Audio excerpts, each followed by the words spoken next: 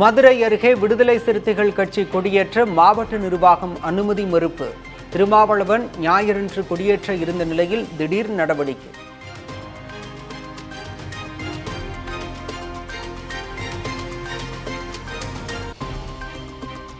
விழுப்புரம் மாவட்டம் அரகண்டநல்லூரில் புயல் பாதிப்பு குறித்து மத்திய குழு ஆய்வு. குடும்ப அட்டைக்கு 10,000 ரூபாய் நிவாரண உதவி வழங்க நடவடிக்கை எடுக்க வேண்டும் என பொதுமக்கள் வலியுறுத்தல்.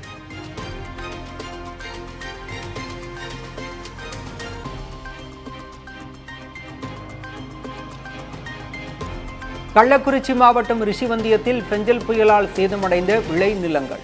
ட்ரோன் மூலமாக கணக்கெடுக்கும் பணிகள் தொடக்கம்.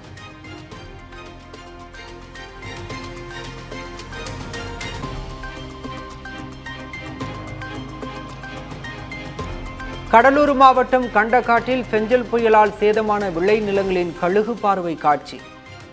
விளை நிலத்தில் மண் அள்ளி போட்டதாக கூறி விவசாயிகள் வேதனை.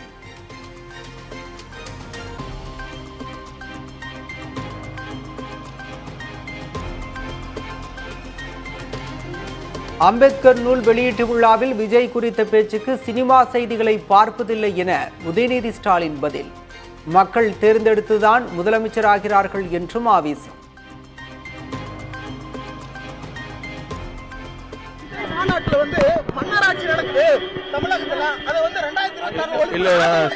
சினிமா செய்திகள் நான் பாக்குறது இல்ல. சினிமா செய்திகள் பாக்குறது இல்ல. யாருங்க மக்கள் தேர்ந்தெடுத்து முதல்வர் வராரு, அந்த அறிவு கூட இல்ல அந்த ஆளுக்கு.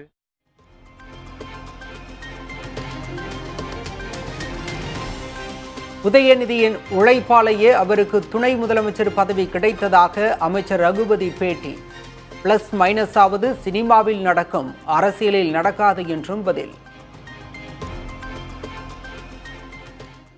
துணை முதலமைச்சர் உதயநிதி ஸ்டாலினுடைய உழைப்பை ஏற்றுக்கொண்டு அவருக்கு துணை முதலமைச்சர் தர வேண்டும் என்று போராடி திராவிட முன்னேற்ற கழக தலைவர் தொண்டன் பெற்று தந்த பல பொறுப்பு துணை முதலமைச்சர் பொறுப்பே தவிர வாரிசு என்கின்ற அடிப்படையில் அவருக்கு துணை முதலமைச்சர் பொறுப்பு வரவில்லை.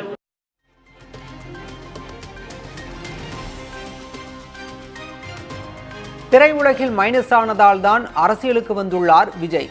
திமுக அமைப்பு செயலாளர் RS பாரதி விமர்சனம். திமுக கூட்டணி கணக்கு மக்கள் மைனஸ் ஆக்குவார்கள் சொல்லிட்டு பேசியிருக்காரு நடிகர். அவர் மைனஸ் ஆக போறாரு. கலை உலகில் இருந்து அவர் மைனஸ் ஆனதுனால தான் இங்க வந்திருக்காரு. கூட்டணி அமைப்பதில் விடுதலை சிறுத்தைகள் கட்சிக்கு எந்த பேராசையும் இல்லை என திருமாவளவன் பேச்சு. எந்த தடுமாற்றமும் தமக்கு இல்லை என்றும் விளக்கம்.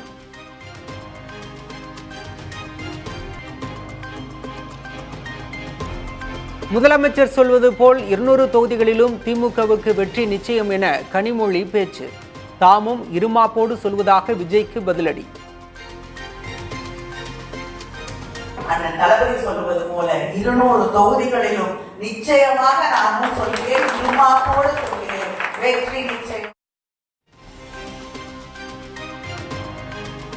பிசிக தலைவர் திருமாவளவனுக்கு திமுக எந்த அழுத்தமும் கொடுக்கவில்லை என அமைச்சர் அன்பில் மகேஷ் பதில். கூட்டணியில் பிளவு ஏற்படும் என்ற எண்ணம் நிறைவேறாது எனவும் பேட்டி. திருமாவளவன் பொறுத்த வரைக்கும் அவர் சுயமரியாதைக்காரர். அவெல்லாம் அவ்வளோ ஈஸியாக அவர் யாரும் அழுத்தம் கொடுத்து ஒரு விஷயத்தை செய்யக்கூடாதுன்னு சொல்கிற அளவுக்கு அவர் கிடையாது. அவர் ஒரு மிகப்பெரிய தலைவர். அந்த தலைவரை மதிக்கக்கூடியவர்களாகத்தான் நாங்கள் இருக்கின்றோம். தஞ்சை அருகே சிற்றுந்து ஓட்டுநர் வெட்டி கொலை. கொலையாளிகள் மீது கடும் நடவடிக்கை எடுக்க வலியுறுத்தி பொதுமக்கள் சாலை மறியல்.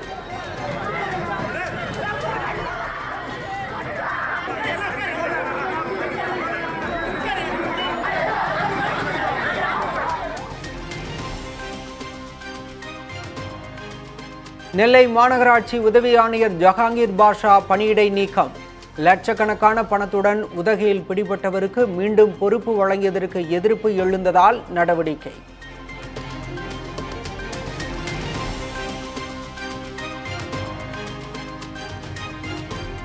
நெல்லை மாநகராட்சி மேயரின் உயிருக்கு அச்சுறுத்தல் இருப்பதாக முறையீடு.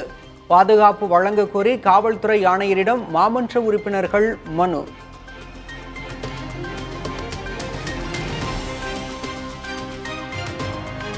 நெல்லை அருகே வீட்டில் பதுக்கி வைக்கப்பட்டிருந்த 1200 வெளிமாநில மதுபாட்டில்கள் பறிமுதல். திமுக கவுன்சிலர் உட்பட 5 பேர் கைது.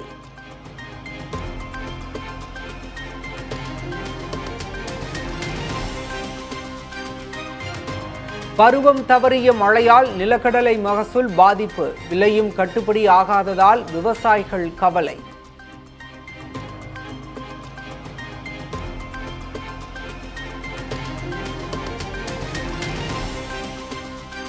ரேடியோ காலர் பொருத்துவதற்காக மயக்க ஊசி செலுத்திய போது விபரீதம்.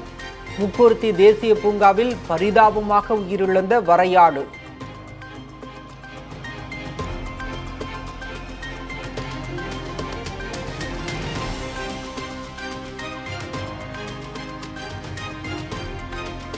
சென்னையில் கல்லூரி மாணவர்களுக்கு போதைப் பொருள் விற்ற இளைஞர் கைது. பெங்களூருவில் இருந்து போதைப் பொருள் வாங்கி வந்து விற்பனை செய்தது அம்பலம்.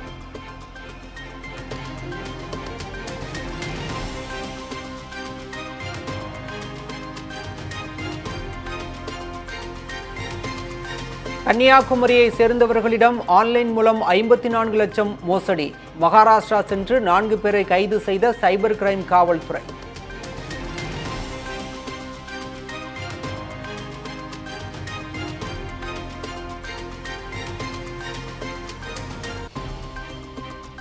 கூடலூரில் மக்கள் நடமாட்டம் மிகுந்த நகரப் பகுதியில் நடமாடிய காட்டு யானை. அதிகாலை நேரத்தில் பேருந்து நிலையத்தில் சுற்றியதால் பொதுமக்கள் அச்சம்.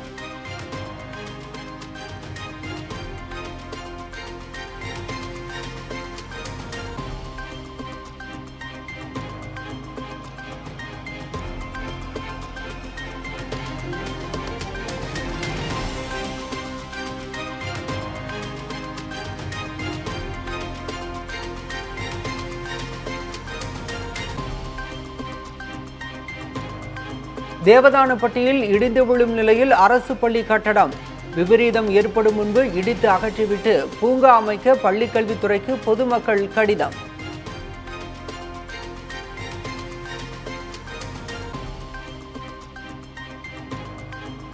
சபரிமலையில் புதிய உச்சத்தை தொட்ட அப்பம் அரவணை பிரசாத விற்பனை. நடை திறந்த 20 நாளில் சுமார் 60 கோடி ரூபாய் அளவிற்கு வசூல்.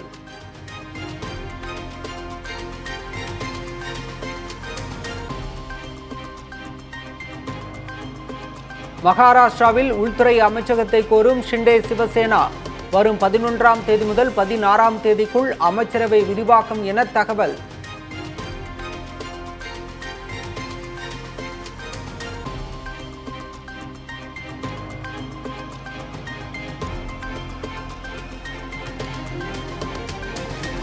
மகாராஷ்டிராவில் மகா விகாஸ் அகாடி கூட்டணியில் இருந்து விலகியது சமாஜ்வாதி. பாபர் மசூதி இடிப்பை புகழ்ந்து உத்தவ் சிவசேனா வெளியிட்ட விளம்பரத்தால் விலகல்.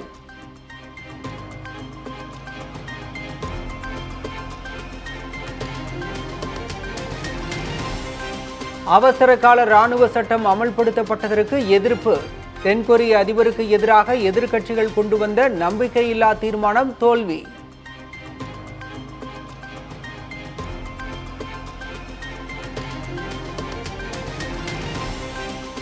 சிரியா பயணத்தை தவிர்க்க வேண்டும் என குடிமக்களுக்கு மத்திய அரசு அறிவுறுத்தல். முக்கிய நகரங்களை கிளர்ச்சியாளர்கள் படை கைப்பற்றி வருவதால் சிரியாவில் உள்ள இந்தியர்கள் தூதரகத்துடன் தொடர்பில் இருக்குமாறும் அறிவுரை.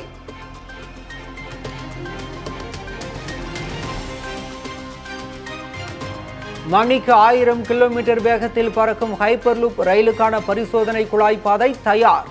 சென்னைக்கு அருகே தையூரில் அமைந்துள்ள பரிசோதனை குழாய் பாதையை எக்ஸ் தளத்தில் பதிவிட்ட ரயில்வே அமைச்சர் அஸ்வினி வைஷ்ணவ்.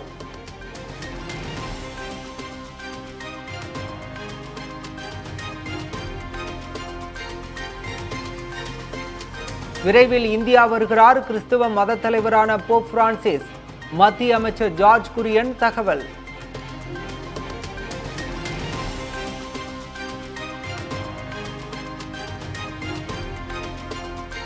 பிரான்சில் 900 ஆண்டுகள் பழமையான தேவாலயம் புனரமைப்புக்கு பிறகு மீண்டும் திறப்பு. சிறப்பு வழிபாட்டில் உலக நாடுகளின் தலைவர்கள் பங்கேற்பு.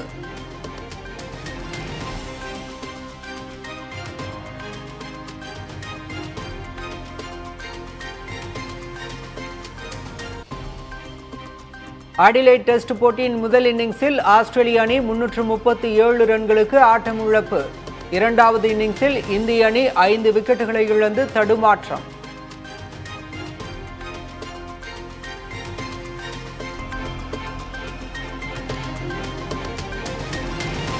ஆஸ்திரேலிய ஓபன் டென்னிஸ் தொடருக்கு இந்திய வீரர் சுமித் நாகல் நேரடியாக தகுதி. ஆண்டின் முதல் கிராண்ட்ஸ்லாம் ஓபனில் பங்கேற்கிறார்.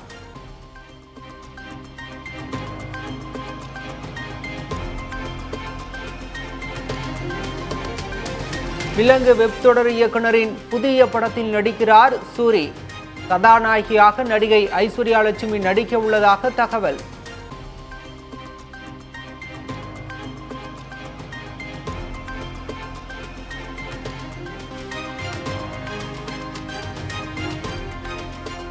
சென்னை முடிச்சூரில் 42 கோடி ரூபாய் மதிப்பில் கட்டி முடிக்கப்பட்ட ஆம்னி பேருந்துகளுக்கான நிறுத்துமிடம் முதலமைச்சர் மு.க. ஸ்டாலின் திறந்து வைத்தார்.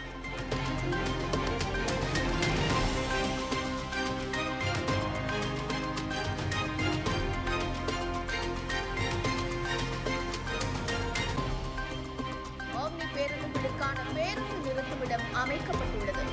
இந்நிலையத்தில் உணவகங்கள், தங்குமிடங்கள், ஒப்பனை அறைகள் போன்ற பல்வேறு உள்கட்டமைப்பு வசதிகளுடன் அமைக்கப்பட்டுள்ளது.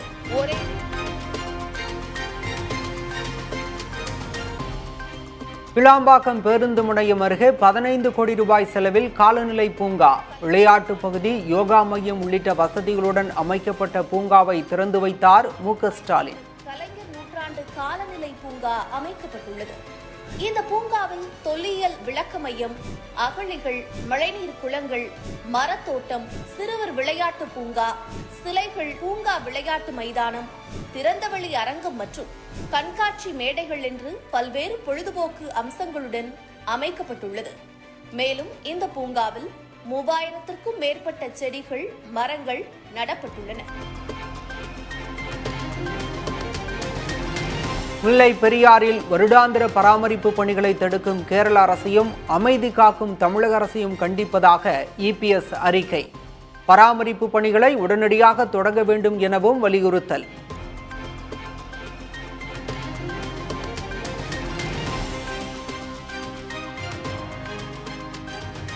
அதானி விவகாரத்தில் அமைச்சர் செந்தில் பாலாஜியின் மிரட்டலுக்கு பாஜக அஞ்சாது என அண்ணாமலை கருத்து.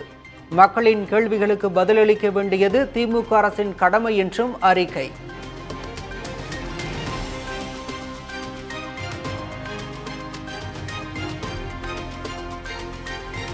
வரும் டிசம்பர் 20ஆம் தேதி முதல் மதுரையிலிருந்து இரவு நேர விமான சேவை.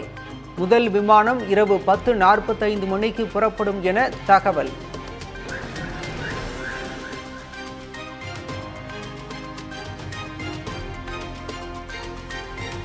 திருவெண்ணெய்நல்லூரில் பணி புறக்கணிப்பு போராட்டத்தில் ஈடுபட்ட கிராம நிர்வாக அலுவலர்கள். நிவாரணம் வழங்கச் சென்ற விஓஓ மீது தாக்குதல் நடத்தியவர்களை கைது செய்ய வலியுறுத்தல்.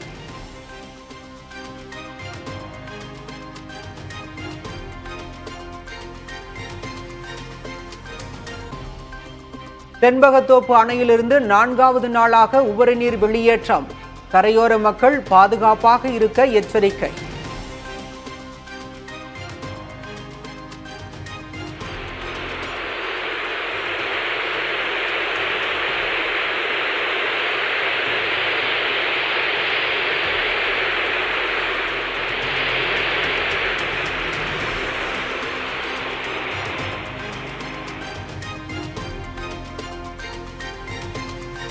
வேளாண் நிலத்தில் 4 உயர் மின்னழுத்த கோபுரங்கள் அமைக்கப்பட்டதால் சாகுபடி பாதிப்பு.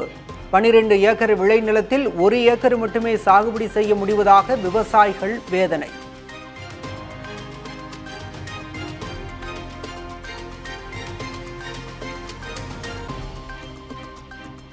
நான்கு நாட்களாக உணவின்றி தவித்த இளைஞருக்கு உதவ முன்வந்த போலீஸ்.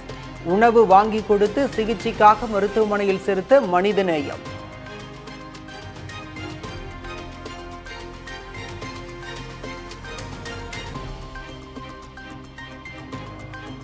இலங்கை கடற்படையால் கைது செய்யப்பட்ட தமிழக மீனவர்களை உடனடியாக விடுவிக்க வலியுறுத்தல். தங்கச்சி மடத்தில் கைக்குழந்தைகளுடன் மீனவர்களின் உறவினர்கள் ஆர்ப்பாட்டம்.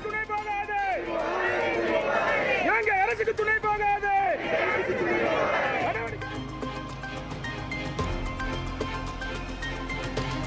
தமிழ்நாடு எம்ஜிஆர் பல்கலைக்கழகத்தில் வரும் 9ஆம் தேதி நடைபெறவிருந்த மருத்துவ பட்ட மேற்படிப்புக்கான தேர்வுகள் ரத்து. போதுமான கால இடைவெளி வழங்கவில்லை என கூறி 85 மாணவர்கள் தொடர்ந்த வழக்கில் சென்னை உயர்நீதிமன்றம் உத்தரவு.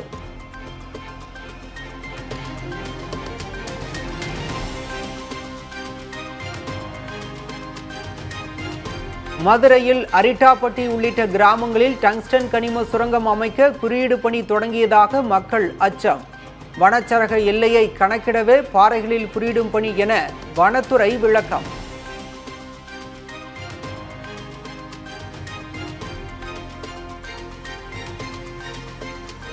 புதுச்சேரி கடலூர் இடையிலான இடையார்பாளையம் பாலத்தில் மீண்டும் தொடங்கியது போக்குவரத்து.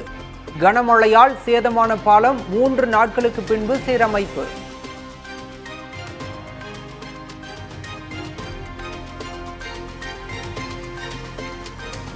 கடலூரில் வெள்ளத்தால் பாதிக்கப்பட்ட கால்நடைகளுக்காக சிறப்பு மருத்துவ முகாம். தென்பெண்ணை ஆற்றங்கரையோரத்தில் மட்டும் 203 இடங்களில் சிகிச்சை அளிக்க ஏற்பாடு.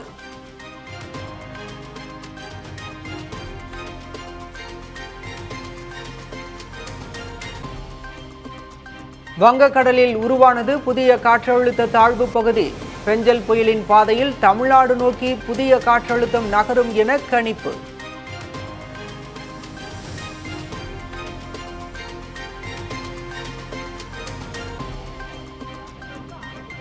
புன்சை புளியம்பட்டியில் நகராட்சி நிர்வாகத்தை கண்டித்து கடையடைப்பு போராட்டம். போராட்டத்தில் ஈடுபடாதவர்களை மிரட்டியதாக 50 பேர் கைது.